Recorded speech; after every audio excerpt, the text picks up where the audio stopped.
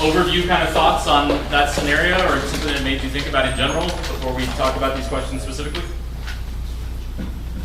Yeah. I felt super, I was playing this role with the teacher. Yeah. I felt super intimidated, like, and I should have gone into that space with more confidence. And like, I mean, I don't have like papers to go over and stuff.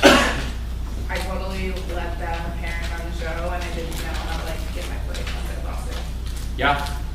Yeah. And if you felt that way right now, like that makes a lot of sense because you don't have that like knowledge base to feel really confident about it yet. Probably. Go ahead. I was really impressed with how Ms. Glass handled it because going through, you know, it says the certain things that me as the parent that I'm expected to do, and I was when she and I first started talking, she laid down like her expectations and like explained really well what an IEP was, and it was really hard for me to argue against that. Okay. Cool. Good. I tried to frazzle Ms. Rubin, and she says that she was a little bit, but in her demeanor, I could not find a chink in the armor. And so just staying calm and cool and not escalating, which I kind of tried. I can't argue with somebody who's not arguing back. Yep. And staying calm and quietly confident is definitely a good space to be in a lot of IEP meetings. I just, Jose, going off of your comment, something I seemed to learn over time was that IEP meetings went better when I didn't have an argument, when I just was there to listen to what the parent wanted, and then that way I didn't have to feel like it was a debate where I had to defend my stance.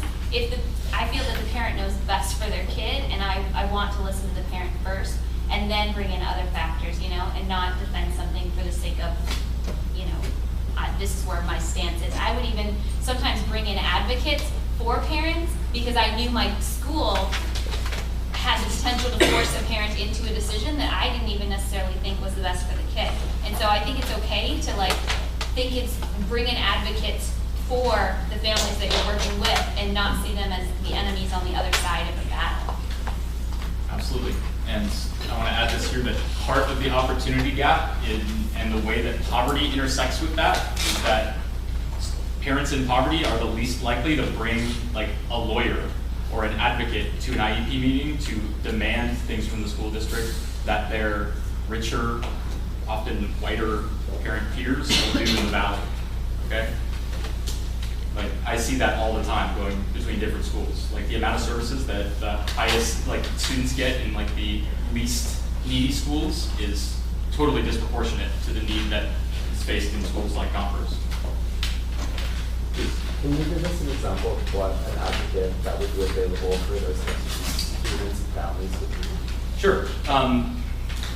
It's the many nonprofits like will do this for free for parents, that they will come to an IEP meeting and they basically know the questions to ask and how to navigate like those bureaucratic channels in order to get like the best services for that student that they can. Whereas often in an IEP meeting, like the school will just say like, here are the services that we're offering, and they'll be pretty basic standard kind of things. And if the student really has individual needs, like they often won't be given in that context. And often school district policy will say that like, this is what we'll offer them the first time, and if they go to due process, then we'll offer them more services. But if you don't have the ability to take it to due process because you don't know the channels to navigate, or you don't have an advocate or a lawyer with you, then that's happening. Just to give you one specifically, there's a nonprofit in LA that's called the Alliance for Children's Rights, and it's specifically a team of attorneys that works for kids who are in foster care, and they are the advocate. They're all attorneys and interns, like legal interns, and they go into the IEP meetings, and like they've actually sued LAUSD multiple times for not getting the right services to like the kids who need it. So if you guys ever find a kid who needs an advocate, like they're a really good place to go to. If there was ever a place where the aphorism like squeaky wheel gets the grease was true, it's IEPs. Why couldn't you as a sped teacher be an advocate? You can't because of the regulations that exist about it. Like I as an LAUSD employee like can't be an advocate for any LAUSD kid like in their IEP. So you couldn't be an advocate within the IEP, but like if your goal is to serve that child as best you can,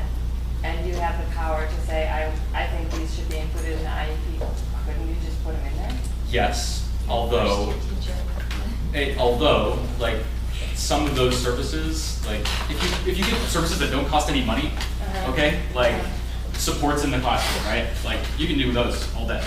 But when you start giving supports that actually cost money, like, I'm gonna, oh yeah, this kid needs a behavioral aid that's gonna be with him every hour of the day so that he can get supported in his academic classes that costs $60,000 a year or something like that, then you can't just like plop that in and expect it to happen. The district's gonna review it and we'll often say, no, let's not do that. Or we'll wait until they go to due process until we have to do it. So in which case it would be inappropriate for you to then say, it would be inappropriate or illegal for you to say, I really want that point, that child needs that.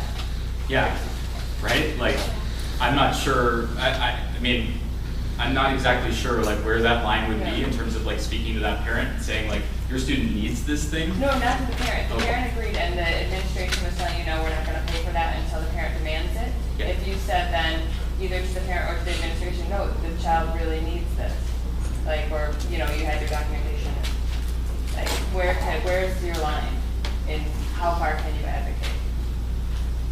I think saying that to people is always gonna be fine. Like saying like, yes, he really needs these services. But at the point that like the administration says like, I don't care.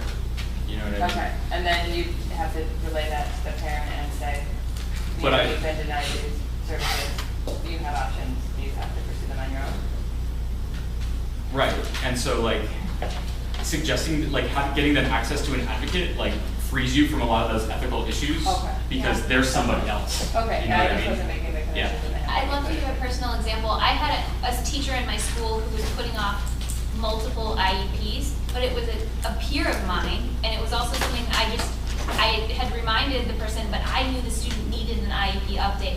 And so I told the parent who wasn't really sure how to fight for their rights, I said, call this number and get them to schedule an IEP. And when that IEP happened, suddenly, instead of it just being a teacher and a parent, it was totally illegal but happening all the time at my school, it became a whole school team meeting and the student got what the student deserved. And I found as a first year teacher, it was really hard for me. I would have ruffled so many feathers all the time and I wouldn't have been able to keep those relationships strong, which are key as a first year teacher. Like, I needed those relationships, I needed these people in my school, and if I were to constantly fight against it, I would have broken all of those, so I brought other people in to help with it.